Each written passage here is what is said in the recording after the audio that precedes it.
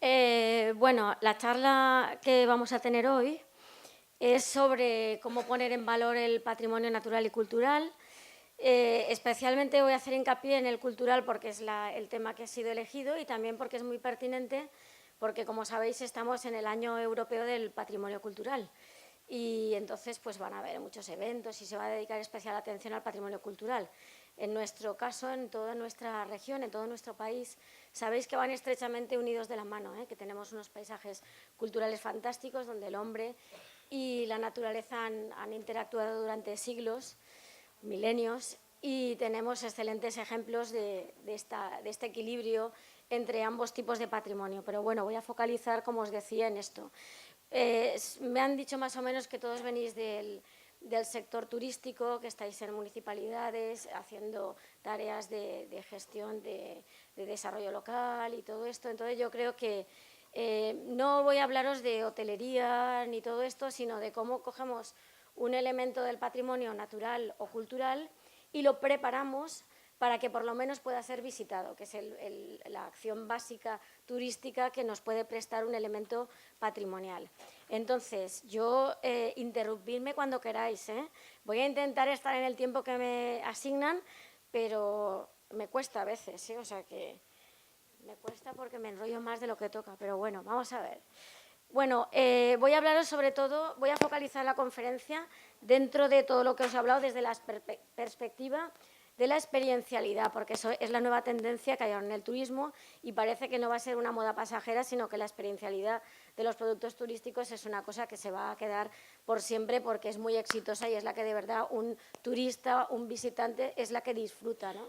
Entonces, bueno, yo quería hablaros de que la experiencialidad, yo cada vez con los años, que llevo muchos años trabajando, me he dado cuenta de que uno puede tener atractivos de más importancia o menos, pero que al final lo que es importante son todos los prestatarios de servicios que hay trabajando en el sector turístico. Esta es la clave. Yo puedo tener un atractivo de primer nivel y tener un sector turístico horrible y entonces no funcionar bien la cosa, aún teniendo un buen atractivo. En cambio, un buen personal trabajando en el sector turístico hace que un atractivo de un interés medio pueda proveer a los visitantes de una experiencia muy gratificante. Entonces, yo soy una súper fan de todos los trabajadores del sector turístico. Por eso pienso que tienen que estar muy bien preparados, muy bien formados, porque la clave del éxito de un destino va a estar en el personal que trabaje ahí. ¿De acuerdo? Entonces, bueno, aquí os quería poner el ejemplo. Ballenas podemos tener, no tenemos nosotros ballenas, una pena, ¿eh? Pero bueno, los canarios tienen ballenas. Podemos tener ballenas, pero si no tenemos un prestatario de calidad que te esté facilitando el acceso a ese recurso y te lo esté interpretando bien, pues es como si no lo tuviéramos. Por eso os digo que de tener un recurso a de verdad tener un producto turístico, la clave está en el prestatario de servicios que te va a dar ese servicio.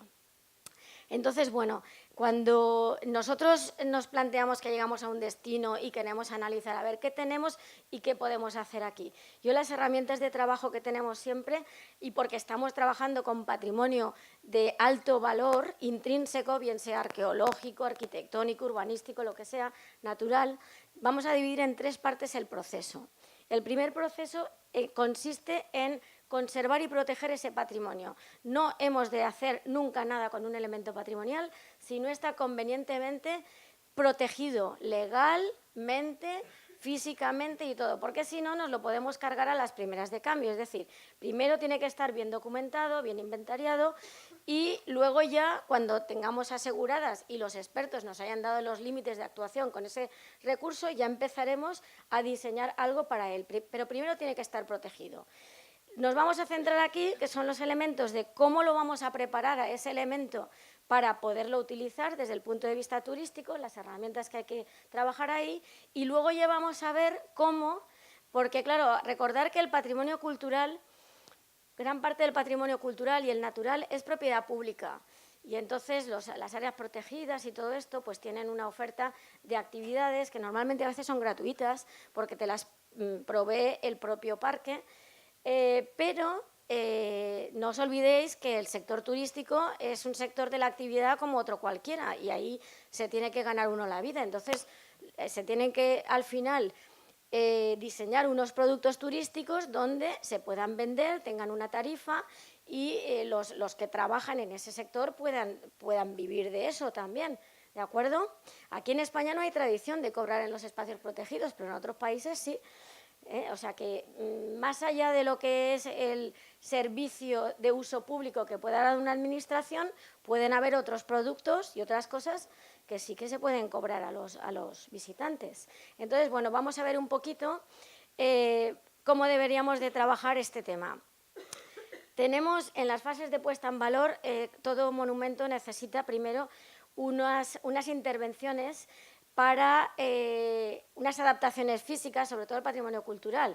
Pues sabéis que hay que hacer baños, sabéis que hay que hacer alguna rampita, sabéis que hay que proteger algunos umbrales para que la gente no se te caiga en algún castillo, en algún sitio. O sea, siempre hay que hacer una adaptación física para dar la seguridad mínima que se necesita en el lugar. En los espacios naturales también hay que hacer senderos, hay que hacer aparcamientos muchas veces. O sea, que hay que hacer una serie de intervenciones, que esto es el campo de los arquitectos, básicamente, de los ingenieros que preparan el monumento o el parque natural para que pueda transitar la gente con seguridad por el lugar. Luego, por supuesto, hay que hacer un plan de uso público, o sea, tengo que definir qué usos y qué actividades voy a poder tener en ese lugar y en qué términos se van a poder desarrollar. Voy a tener siempre que diseñar unos equipamientos mínimos, como os decía antes. Los más comunes son senderos en las áreas naturales y un equipamiento ya de mayor envergadura pues son los centros de interpretación o centros de visitantes, que en nuestro país, en España, sabéis que hace 10 años hubo como un boom en la construcción de centros de visitantes, pero que luego no se pensó muy bien cómo se iban a mantener o cómo se iban a conservar posteriormente, y ahora algunos de ellos incluso han cerrado por falta de mantenimiento o de presupuesto para el personal. Entonces, bueno, la cosa se acabará quedando en su sitio, pero que cuando uno decide hacer un equipamiento cuando uno decide hacer un equipamiento, tiene que saber luego qué hará al día siguiente de haber acabado todo esto y de ponerlo en valor. Necesitamos saberlo ya. Capacidad de carga, esto es fundamental. Es una herramienta de gestión fundamental que consiste en definir el número de visitantes que yo voy a poder recibir diariamente o anualmente, es mejor hacerlo diariamente, para que no me impacte en el lugar. Eso por una parte. Y la segunda parte es para que tengan una visita confortable, con confort psicológico. Es decir, no me vale estas colas que hay en el Louvre. Si abrís cualquier página web de los monumentos más icónicos europeos o de cualquier sitio, las fotos que salen son siempre gente, pero bueno, como si los hubieran soltado ahí. Entonces, eso no es una visita confortable, ni es una buena experiencia, ¿eh?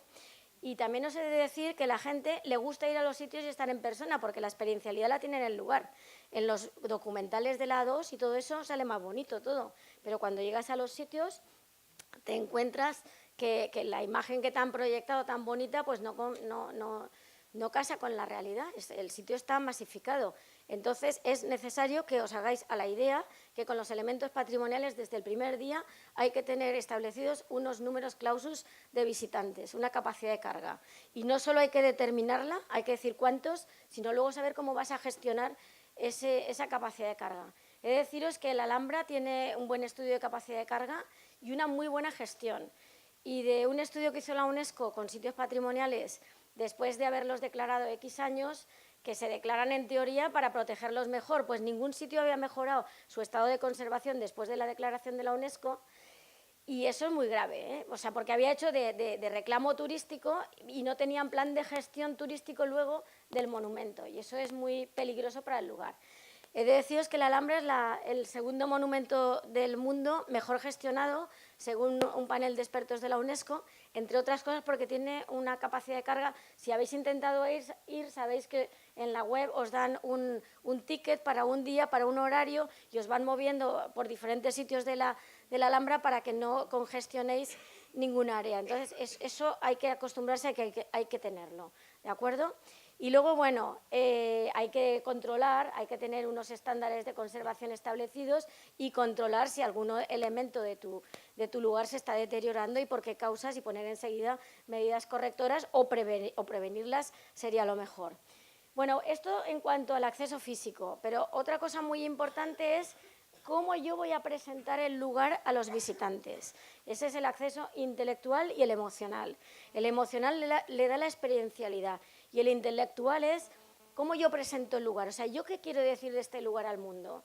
Pues para eso están los programas de interpretación. Los programas de interpretación los tiene que hacer la propia administración responsable del monumento o del parque natural.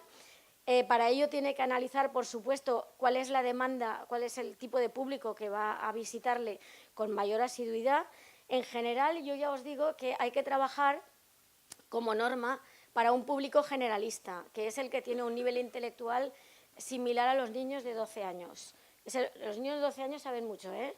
No estoy despreciándolos. Entonces, cuando se trabaja en la redacción, el nivel intelectual que tienes que trabajar es el de un niño de 12 años, porque se acopla bien al público generalista. Los públicos especializados son menos del 5%. Un público de arqueólogos, especialistas en esto y tal, lo vais a tener una vez en varios años. Pero el público generalista es el que tenéis todos los días. Y es a ese al que tenéis que dirigiros, entre otras cosas, porque es el que necesita también más sensibilización por el aprecio y la protección del patrimonio. Entonces tenéis que dirigiros hacia ese público, básicamente. Analizar las condiciones de confort psicológico que necesita cada visitante, ¿de acuerdo? Por ejemplo, tenéis que saber que en un espacio cerrado, ahí están las leyes de proxémica que te dicen que en un espacio cerrado cada visitante necesita por lo menos 1,20 m a su alrededor. Y eso considerando que acepte que están en un espacio cerrado y tienen que estar todos juntos, pero en un espacio al aire libre en una actividad dinámica necesita por lo menos 4 metros o más, para hacer una actividad dinámica en la que anda por un sendero y todo esto. Y si estáis diseñando otra actividad que en vez de andando vais en bicicleta o vais a caballo, pues no necesita 4 metros, sino que va a necesitar a lo mejor 20 metros cuadrados cada visitante. Es decir, que hay que analizar cuál es el espacio mínimo que necesita para desarrollar la actividad. Le tenéis que garantizar la seguridad, o sea, que no esté pensando en la seguridad. Bueno, nosotros es que nunca pensamos en eso, porque tenemos un clima fantástico, pero tenéis que pensar en el confort higrotérmico del visitante, es decir, que su cuerpo... Yo estuve en París hace 3 semanas, a 14 bajo cero. Las torres de Notre Dame cerraron por frío extremo y uno no se podía parar en la calle porque tu mente estaba solo pensando en cómo sobrevivir a ese frío infernal. O sea, cómo sobrevivir. No le podías explicar nada a nadie ni hacer nada porque su cerebro no está para eso. Estaba dedicando todas sus neuronas en ver cómo me salvo de este frío.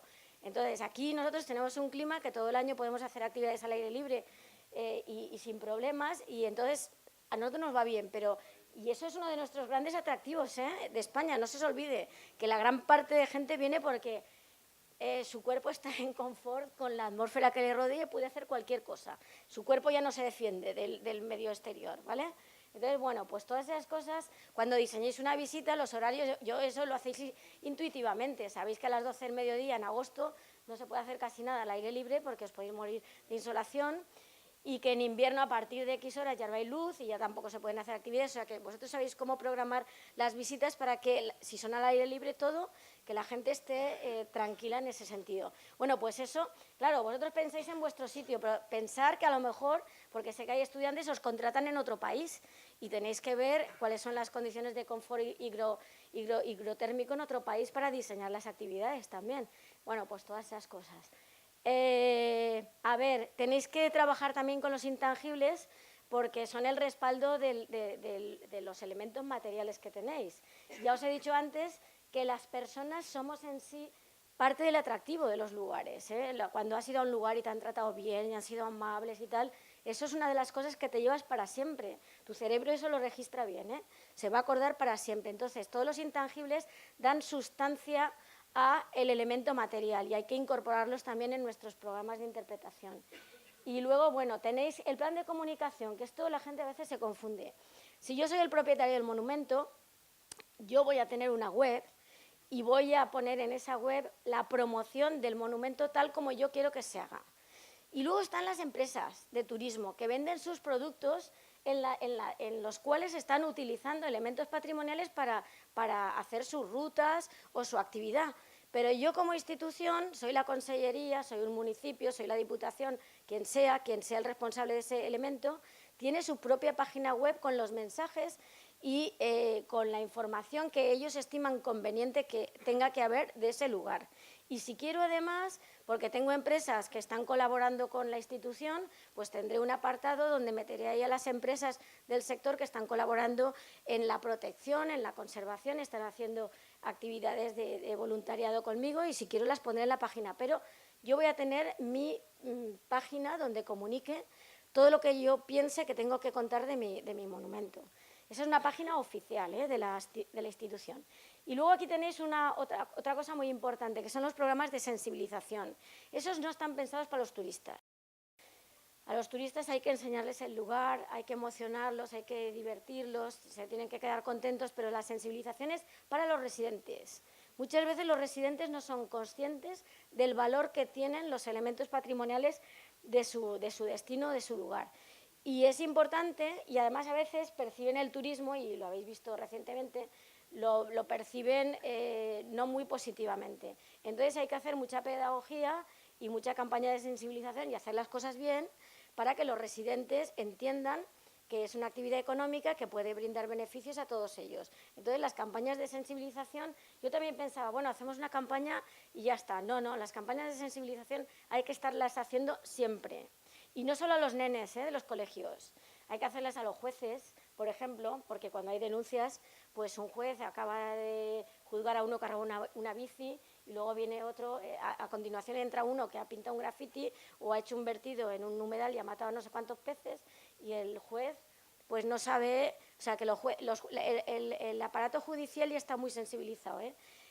Nosotros hemos hecho cursos a la policía y todo, para saber cuándo están robando piezas arqueológicas en los yacimientos y para saber qué es un delito contra el patrimonio cultural. Entonces, a las policías locales les hemos hecho cursos para enseñarles estos temas y ellos ya saben cómo actuar. Y me decían, ¿pero a quién hemos de llamar cuando pasa algo? Que no sabemos si esto es importante y tal.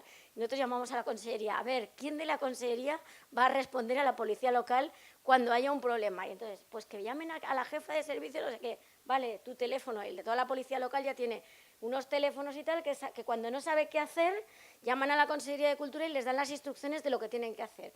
Bueno, pues ya os digo, sensibilizar a los políticos, perdón, señor alcalde, pero bueno, los políticos son los que toman las decisiones respecto a todo y entonces ellos también tienen que ser conscientes de la importancia o de lo que se hace. Nosotros los técnicos sabemos y hemos de obligarnos a transferir a los tomadores de decisiones estos conocimientos para que tomen las decisiones correctas, ¿de acuerdo?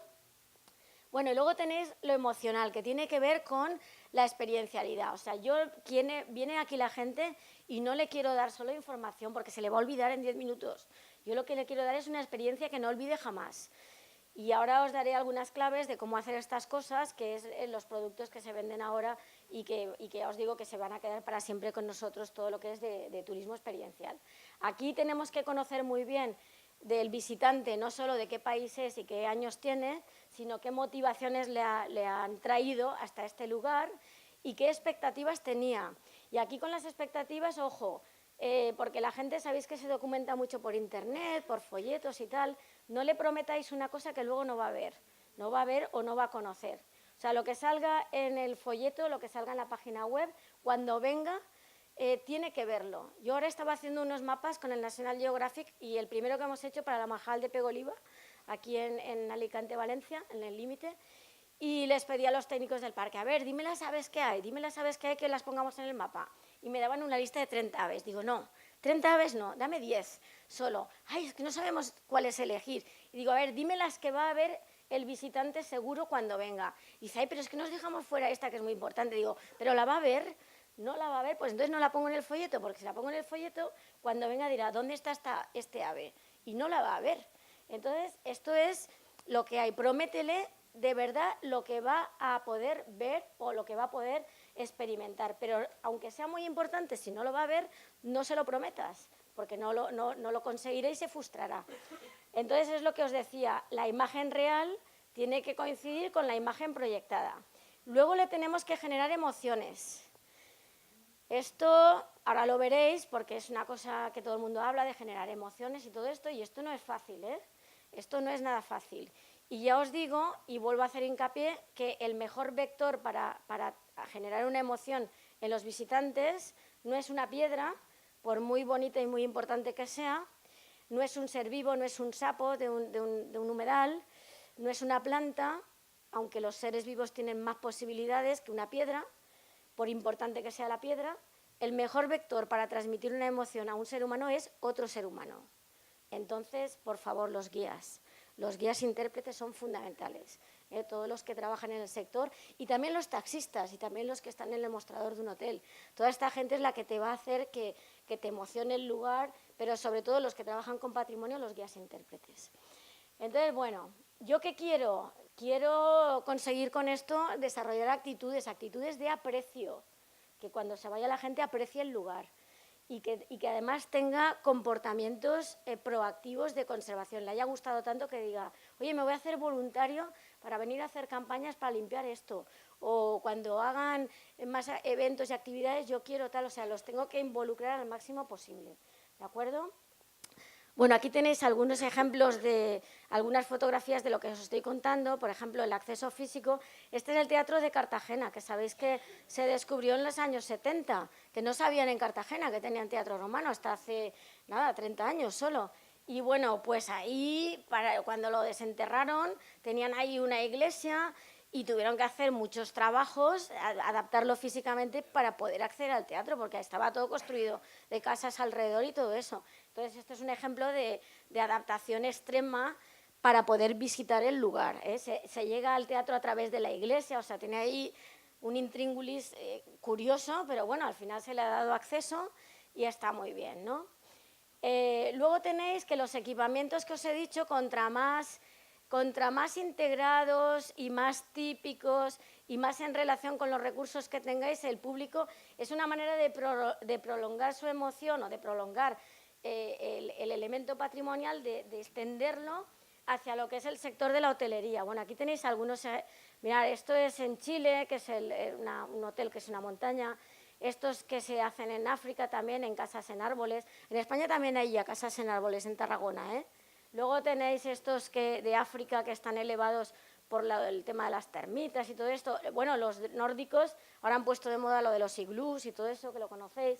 En Australia, pues un resort de estos en forma de cocodrilo. Esto es Bolivia, que construyen un hotel con bloques de sal. También sabéis que hay hoteles de hielo en los países nórdicos. Y este es un rompehielos ruso, que vas ahí como, no es un crucero, porque un rompehielos no debe parecerse mucho a un crucero, pero tiene la experiencia de que vas ahí rompiendo el hielo y de repente te bajas y juegas con los pingüinos y tal. O sea, le meten experiencialidad al tema. Este es en Italia, es un centro de interpretación que tiene un jardín en terraza, con lo cual se mimetiza todo con toda la vegetación circundante y queda muy, muy integrado.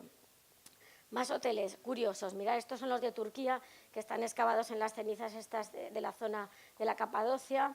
Luego este es la casa de madera de Yellowstone, que fue el centro de gestión del parque de Yellowstone, que es del finales del XIX. Es uno de los monumentos más antiguos de Estados Unidos en un área natural. Yellowstone fue el primer parque. Y hoy en día es un hotel. 2 años de cola para conseguir habitación en ese hotel, ¿eh? Pero es una casa de madera espectacular, que tienes a los ciervos ahí en la puerta por las mañanas y tal. Bueno, los de Indonesia y todo esto que tenéis en Palafitos. Aquí tenéis, si vais al Nilo, tenéis muchos cruceros fluviales, pero tenéis el Sudán, que es el de Agatha Christie, que es más antiguo, pero es que es mucho más glamuroso que los otros cruceros que tienen en el Nilo, ¿no? Y bueno, Venecia, esto es que es impagable, ¿no? Porque lo del Daniel y todo eso, este hotel que está al lado de San Marcos vale una fortuna, pero bueno, en Venecia todo está en casas históricas, ¿no? En viviendas históricas.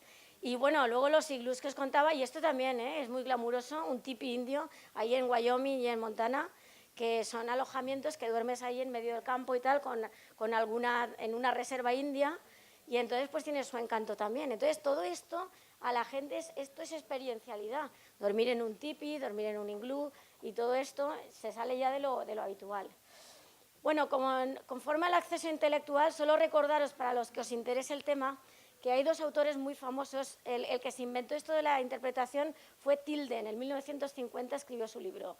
Y a partir de él luego ha habido un gran escritor que está vivo, Tilden ya no está vivo, pero Sam Ham, que es americano, de la Universidad de Idaho, que vino a nosotros lo invitamos al Politécnico Sam Ham y vino. Y nos hizo un curso que de repente se matricularon un montón de personas de toda España y de México y todo, o sea, gente que hablaba, porque Sam Ham habla español también.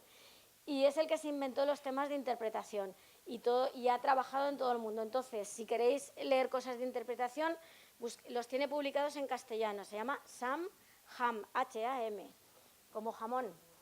Y bueno, ¿en qué consiste la interpretación? La interpretación consiste no en dar datos a la gente, sino en conseguir lanzarle unos mensajes.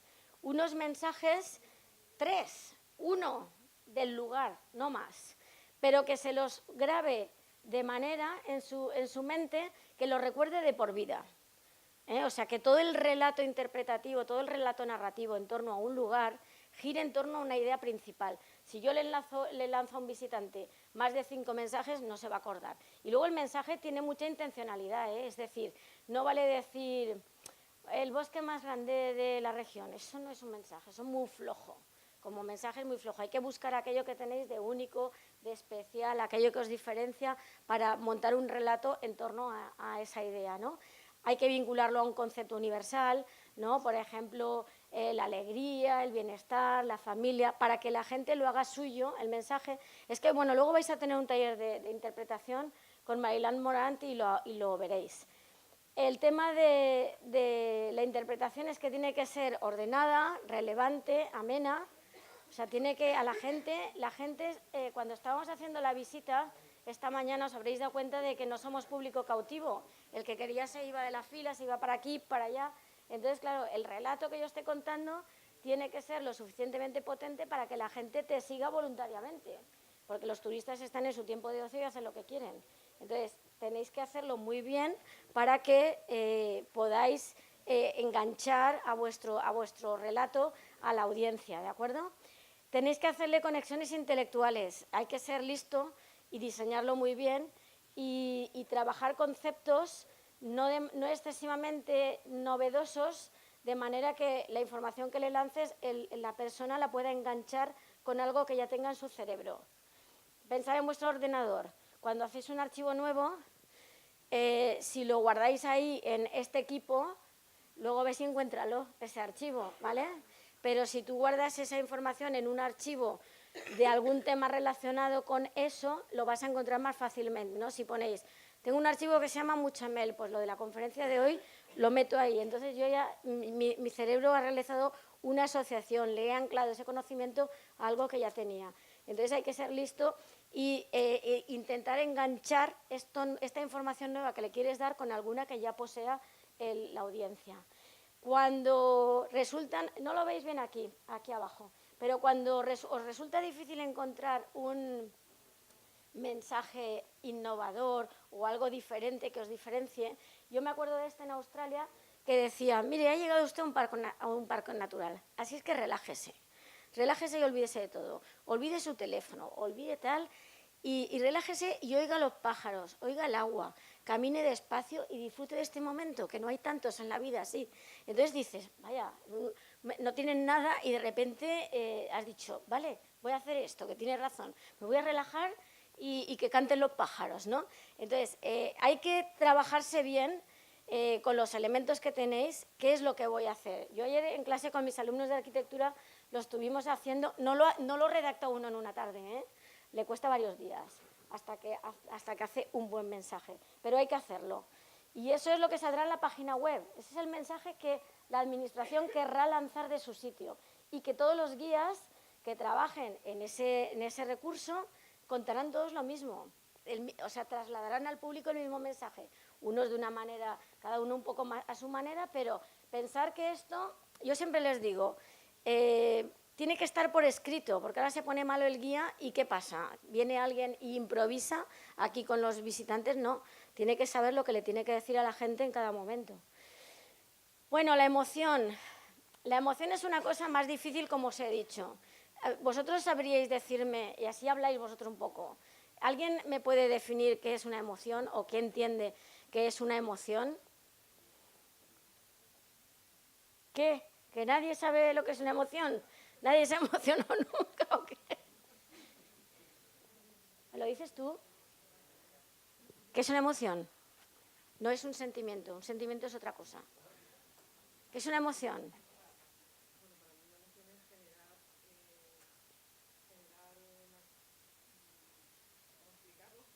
Pero te has emocionado alguna vez, ¿verdad?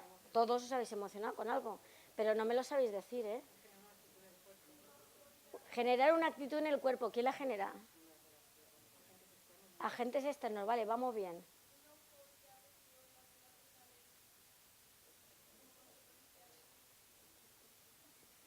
Sí, sí, vais bien encaminados. Pero yo os digo, emocionaros. Y no sale, ¿verdad? No sale, emocionaros. Es una reacción espontánea de nuestra que no la ha procesado el cerebro ante un estímulo externo, lo que tú decías. Hay un estímulo externo que te da miedo, que te da alegría, que te da, ¿sabes? Y de repente tu organismo reacciona sin haberlo procesado el cerebro. Te pones rojo, ¿vale? Te pones a llorar, te pones a reír, tal, o sea, tienes reacciones, manifestaciones externas ante un hecho externo que tu cerebro no ha procesado. Entonces, ¿nosotros qué queremos? Que la gente tenga emociones positivas.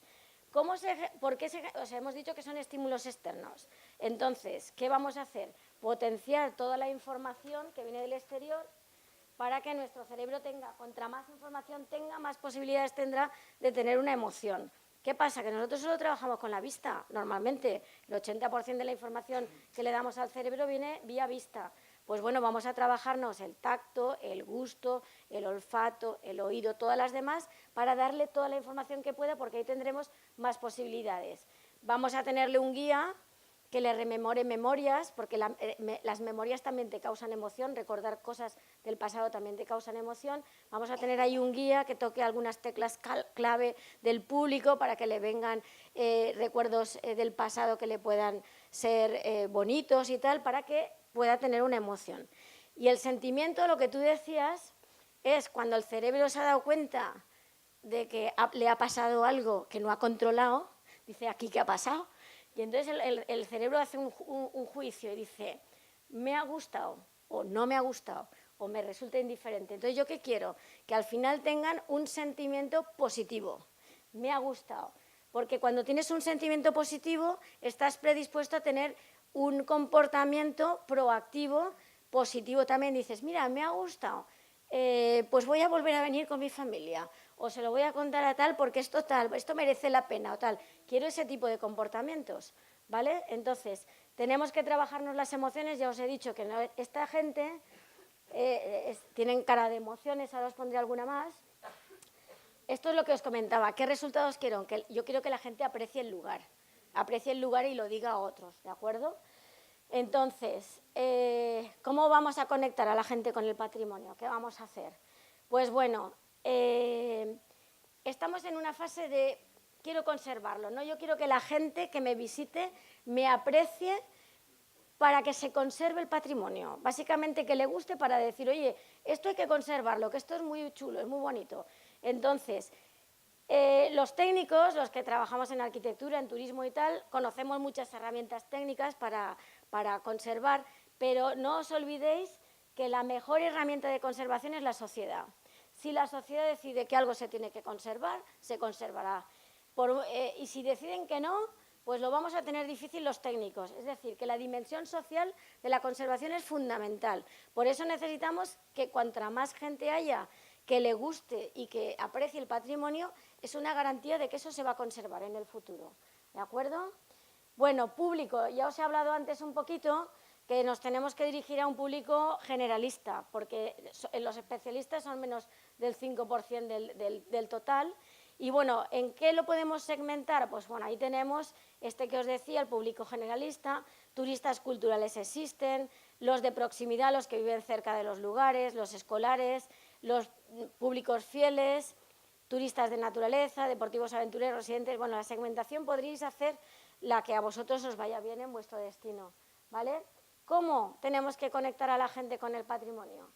Ya os lo he dicho, que tenemos que hacer, tenemos que abordar todas las fases de la experiencia turística. ¿Qué quiere decir esto?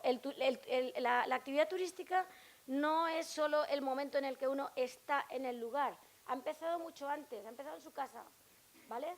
Y concluye después cuando ha vuelto a su casa, o sea, que tiene como 3 fases, digamos. Entonces, hemos de empezar a trabajar la fase previa también, que es muy importante, en donde se le generan las expectativas, y esa fase es muy importante. Tenemos que ver qué necesidades recreativas tiene, y eso tiene que ver con el confort que os hablaba antes. Tenemos que ver cómo le vamos a establecer unas conexiones intelectuales, qué guías, cómo vamos a formar a los guías que trabajen ahí. Hemos de saber qué espera de nosotros cuando vengan, y hemos de mejorar la experiencia in situ, lo que os comentaba. Tenemos que trabajar más con todos los sentidos para procurarles emociones y para consolidar esos sentimientos que queríamos que tenga el público cuando venga. Estoy yendo muy a prisa porque esto necesita tiempo todo, pero bueno, vais a tener la presentación y todo lo que os haga falta a través del campus de Alcoy o eso, si queréis alguna cosa más, me podréis contactar. Previamente a la visita, ¿qué tengo que hacer? Saber cuáles son las necesidades, las motivaciones y las expectativas que yo he contribuido a crear en mi página web y en mis folletos. Ojo con lo que ponéis ahí, lo que os decía antes. In situ, la percepción, ¿cómo voy a mejorar la percepción del lugar? Cuando uno llega al destino, tú has leído muchos folletos y tu vecina te ha contado muchas cosas y tal, y tú te has hecho una imagen de eso que vas a conocer. Y tú llegas al lugar y lo primero que hace tu cerebro es escrutarlo todo. Y dice, uy, esto no se parece a lo que yo tenía forjado en mi mente. Entonces ya he hecho un juicio negativo, si no es igual. Si es igual o si es mejor, de repente tiene un juicio positivo. Pero si de entrada ya he hecho un juicio negativo, para remontarle ese juicio negativo durante la visita, vamos a tener que trabajar bastante. Por eso os digo que es muy importante que las expectativas que se forjen sean lo que va a haber en realidad, ¿de acuerdo? Y luego las actitudes que quiero al final. Quiero que me aprecien, que vuelvan y que hablen bien de mí. Mirad, hay muchas películas que contribuyen a forjar las expectativas. Cuando habéis visto Indiana Jones, nosotros hemos trabajado en Petra muchos años y la gente cuando iba a ver el Petra, cuando pasaba por el pasillito ese que lleva hasta el Tresuri de aquí, se llevaban grabado en el móvil la canción de la película de Indiana Jones y se la ponían. Iban así por el pasedizo y tal, todos contentos, porque habían visto la película y querían ir allí. Sabéis que los municipios tienen una oficina de turismo de filmación y que la gente va a las ciudades a ver los escenarios donde se han filmado películas y les ha motivado el viaje, el ir a esos sitios. Bueno, ahora con Peñíscola, con todos estos, los Juegos de Tronos y todas estas cosas, pues va la gente a ver los escenarios donde se han rodado las películas. Entonces, bueno, que habrán cosas que vosotros podéis controlar y otras que no. Y otras que no, en relación a los turistas. Luego hay otra cosa, le estáis preguntando, o sea, vosotros queréis influir sobre la gente y le ponéis en vuestra página web que esto es tan chulo, que esto tal, que cual, y resulta que se fía más de un comentario que ha hecho un turista en una página de un hotel que lo que le cuenta el director de un parque natural. Se fía más de uno que ni conoce y que no sabe ni quién es y que le ha dicho, ay, allí no vayas, que esto tal, que cual. Y luego también algo que ha contribuido mucho a forjar expectativas son los programas estas de viajeros, callejeros viajeros y todos estos españoles por el mundo y todo eso, que son gente que tú empatizas muy bien con ellos porque son gente como tú y te están contando cosas y tal, y entonces con esta gente tú empatizas más. O sea, que los canales por los que se informa la gente son curiosos. Bueno, lo que os decía antes, los sentidos, el procesamiento sensorial, o sea, que la percepción sea lo más completa posible del lugar cuando los tenéis allí. Entonces, si la gente por sí sola no es capaz, para eso tenéis al guía, para que les ayude a decir, oye, ¿habéis olido el azahar, como nos han dicho antes? ¿Estáis oliendo el azahar, que ahora es primavera, y los naranjos y tal? Oye, ¿habéis olido el pan del horno, tal que cual? Oye, ¿habéis tocado esto, tal? O sea, que la gente perciba el lugar como de la manera más completa que se pueda, ¿de acuerdo? Bueno, esto quiero deciros que los atributos que tenéis son los que son. pero que, o sea, los atributos que tiene el elemento patrimonial, y que no tienen lugar a equívoco. La iglesia es como es, tiene estas dimensiones y ya está. Pero la dimensión emocional de la percepción es como más subjetiva. Y ahí es donde podéis trabajarla mejor con el guía o con los elementos que vayáis a incorporar en vuestra visita. La música, visitar las iglesias con música siempre mejora mucho la percepción, por ejemplo, las iglesias, los castillos o lo que sea.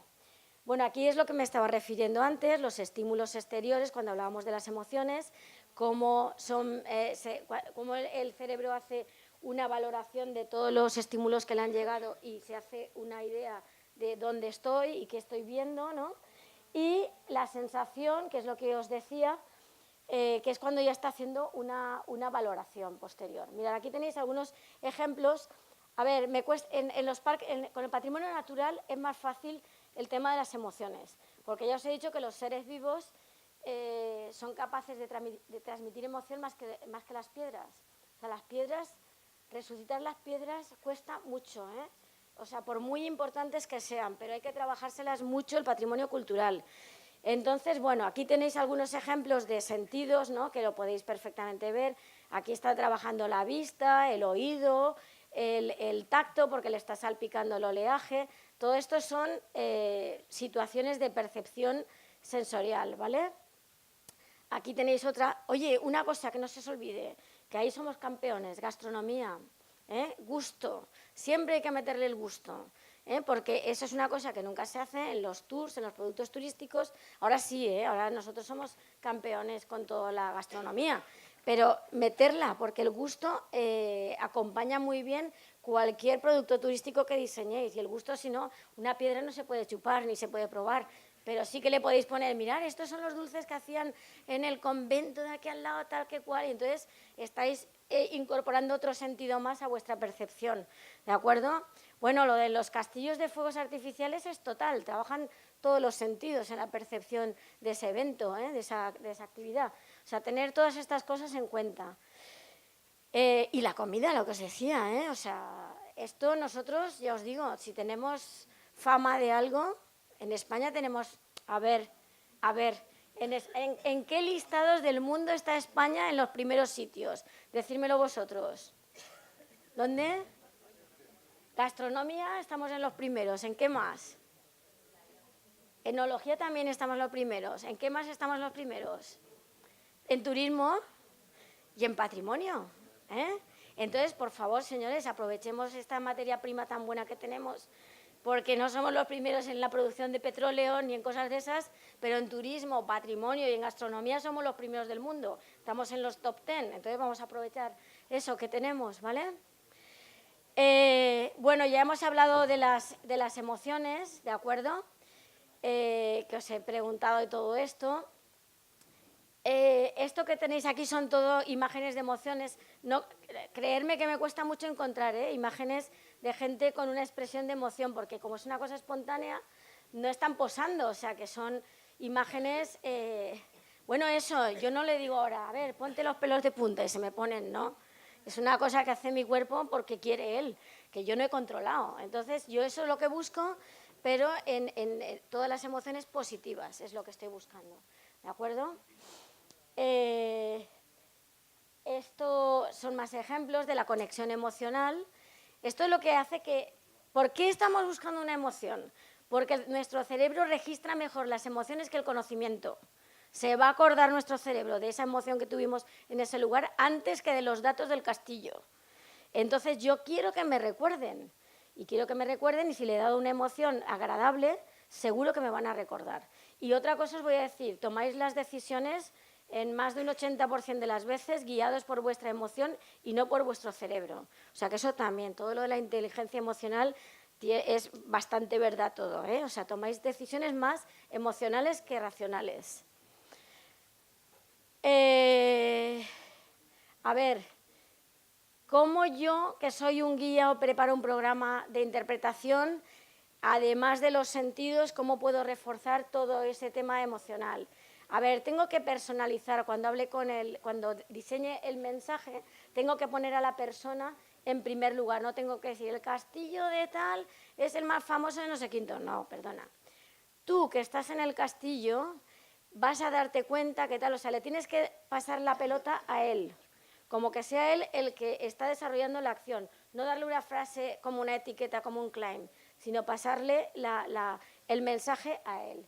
Le tienes que hacer mención a un valor universal que hemos comentado antes, y generarle emociones positivas, como decías, y luego nos pasa lo siguiente. ¿Cómo le hago yo una conexión intelectual? Que siempre lo digo, con una persona de América Latina, o sea, un visitante italiano o un visitante alemán que está en América Latina y le están contando allí cosas de algún elemento patrimonial o paisajístico, cómo yo de repente le personalizo el tema y lo hago suyo. ¿Qué se os ocurre? ¿A qué podemos tirar mano? Un italiano y un alemán en América Latina nunca han ido antes. ¿Y cómo consigo que de repente lo que les cuento les resulte muy interesante porque les afecta a sus vidas personales? ¿Qué se os ocurre? La comida. ¿De dónde viene el tomate? ¿De dónde viene la patata? Listo, italiano. ¿Qué te creías? ¿Que la pizza no tenía tomate en época de los romanos? Tiene tomate desde que la trajimos de América. Entonces, de repente, un italiano que ha comido toda su vida su pizza y su boloñesa y todo esto, le dices, ¿pero tú de dónde te crees que viene el tomate? Entonces, de repente, un señor que come todos los días pasta o que come todos los días pizza, cuando le has nombrado el tomate, de repente se ha puesto en clave de decir, caramba, pues tengo relación con este lugar, ¿no? O un alemán con una patata, que todo lo hacen con patatas, ¿no? Le dices, de repente lo vinculas. Tienes que encontrar el elemento que lo vincule y lo haga interesante. ¿De qué tiro mano? De la alimentación, porque todo el mundo se alimenta, pero tenéis que buscar, o sea, cuando vosotros trabajáis tenéis que buscar en cada destino. Hay un tema muy difícil de trabajar que son la historia. La historia en los lugares, si no tiene elementos tangibles de respaldo o sitios, elementos que sean portadores del mensaje en sí mismos, no hay nada. A veces solo hay que cementerios y sin lápida ni nada. Te dicen, no, es que aquí pasó la batalla de tal. Entonces esos lugares son muy difíciles de poner en valor. Pero bueno, ahí tenéis el tema de recreaciones históricas que no se pueden hacer todos los días porque valen mucho dinero. Una recreación histórica se puede hacer de vez en cuando, pero nosotros ahora en el Poli estamos haciendo recreaciones históricas virtuales. Entonces, sí, quedas un día y lo filmas todo con actores y todo esto en un lugar y luego cuando llegas le pones las gafas y de repente está inmerso y rodeado todo de gente de época y todo eso que incluso le dicen cosas al visitante que está ahí en eso. Entonces, las nuevas tecnologías para algunas cosas, o sea, la virtualidad nunca podrá sustituir a la experiencia in situ, pero hay para algunas cosas que nos ayuda, hay algunas cosas que nos ayudan. Entonces, bueno, ya os diré cómo quedamos con la recreación histórica virtual, estamos en ello. Ya tenemos el vestuario de los Borgia y ya tenemos el sitio también, ahora nos falta... Hay que guionizar, ¿habéis visto al guía que hacía la visita teatralizada? Él tiene que guionizar, tiene que contar las cosas siguiendo un guión. Entonces, los hechos históricos hay que guionizarlos y luego necesitas un director de audiovisual que filme, o sea, es divertido de hacer. Hay que verlo todo en positivo. Bueno, y el patrimonio tangible, como os he dicho, la población local es portadora de unos valores increíbles. Entonces, pues la hornera que hemos estado ahí hoy, la mujer, póngase una foto, otro día le tenemos que preguntar cómo hace el pan y que nos lo cuente ella y todo eso, porque ha sido súper divertido. Tienen un conocimiento tradicional y contado por ellos mismos es un valor adicional estupendo, ¿vale? Bueno, aquí tenéis mi homenaje a los guías, pero que los guías tienen que estar muy bien formados y muy bien preparados, tienen que atender muy bien al público, porque son la clave de las experiencias turísticas. He de deciros que tenemos muy buenos guías también en la Comunidad Valenciana. He de deciros también que todavía la regulación de los guías es una cosa, es ahí como una maraña que hay entre la consellería, entre los municipios, entre tal. Haría falta poner un poquito de orden a la profesión, pero los que están trabajando son realmente buenos, los sentimientos ya lo hemos hablado, que es cuando ya reacciona nuestro cerebro. Queremos que tenga satisfacción por la visita, porque si no va a hablar mal del lugar o nos va a costar mucho remontarle durante la visita. Y otra cosa, cuando ya se nos ha ido el visitante, por norma general ahí ha acabado todo. Entonces nosotros hemos de procurar seguir en contacto con él para que esa experiencia que ha adquirido se la mantengamos viva.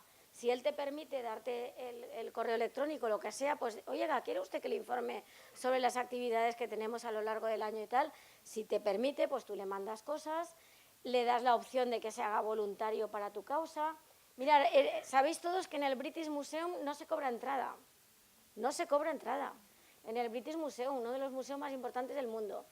Pero al final de la visita hay una urna y te dice, ¿usted le ha gustado esto?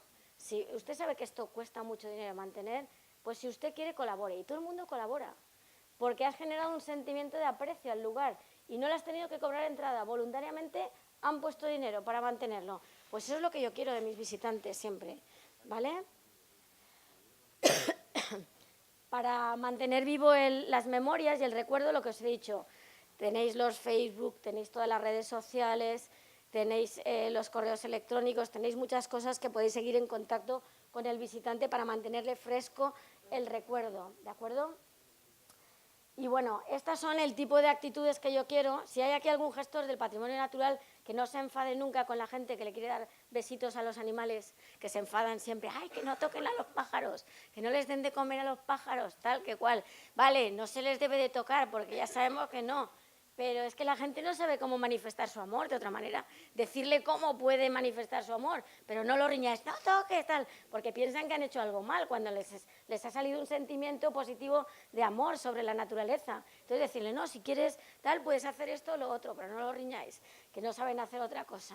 Entonces, bueno, desde el aprecio, ¿no?, de quererles alimentar, de quererlos tocar, de quererlos abrazar, hasta los voluntarios, ¿no?, que van a rescatar ecosistemas que han sufrido daños, hasta los voluntarios que se implican muy, muy activamente en tareas de voluntariado, como os decía, apadrina un monumento, hasta los que se manifiestan por las calles para rescatar un barrio y tal. O sea que hay toda una serie de sentimientos que van desde lo más leve, de quererle dar un besito al pajarito, hasta se involucran en firme, ¿no? Y esto nos garantiza, pues bueno, que esto es un síntoma de que a la gente le ha gustado el sitio y lo quiere proteger. Mirar, la gente que va a limpiar los sitios, los rangers juniors que se apuntan para ser guardas forestales honorarios y todo esto.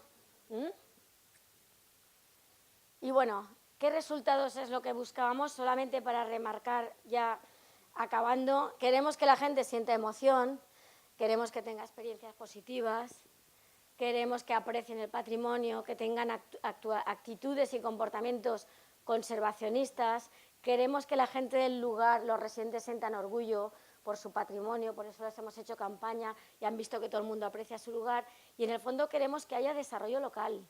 O sea, si nosotros estamos poniendo todos nuestros recursos, abrimos las puertas de nuestra casa, también queremos que esa gente que amablemente está trabajando por el sector turístico, pues que genere desarrollo local. Os he de decir que los proyectos europeos FEDER, que son los que más dinero tienen para ejecución de proyectos, antes daban dinero para restaurar patrimonio. Así, restaura patrimonio. Ahora ya no te lo dan. Porque te dicen, oye, ¿y usted qué va a hacer al día siguiente de que hayamos restaurado el monumento? Porque antes restauraban y no sabían qué iban a hacer. Ahora te dan el dinero no para restaurar, sino para que dinamices, o sea, para que el patrimonio, hagas alguna actividad con el patrimonio, pero para que te genere empleo y rentas. O sea, no vale restaurar y ya hemos acabado, sino a ver, ¿qué va a hacer usted con esto de manera que cree un empleo estable y genere unas rentas? O sea, diseñe productos turísticos, diseñe rutas, diseñe algo, pero que genere un empleo sólido en la localidad. Y bueno, pues con esto hemos acabado. Creo que he estado en tiempo. Vale.